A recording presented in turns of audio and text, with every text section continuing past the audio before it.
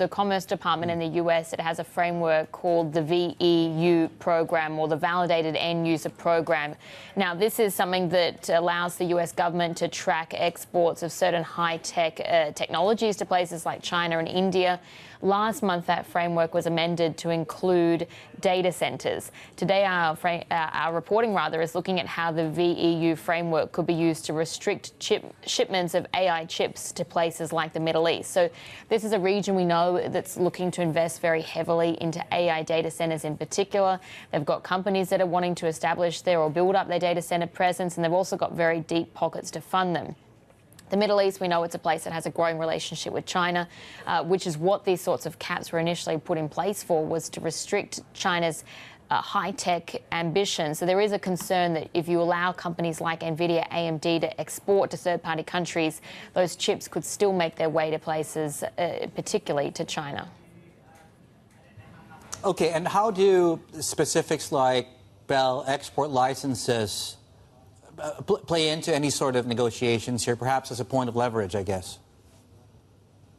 Yeah, they sort of become, taken literally, but they become a bargaining chip in the whole situation here, because US officials can look at them as a way to sort of achieve their diplomatic goals. So, for instance, they can put pressure on companies to reduce their ties or to sever ties with China in order to get these chips.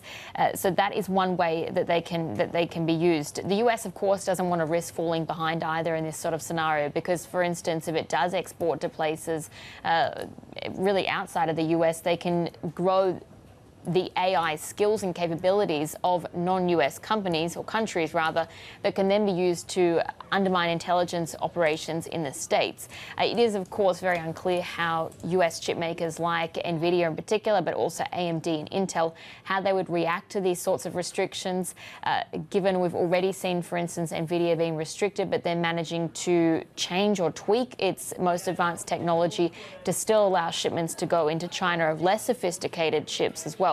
But certainly, if the US is going to move forward with these sorts of caps, they will also could be difficult to enforce, and it certainly is well going to be a big test of US diplomatic relationships.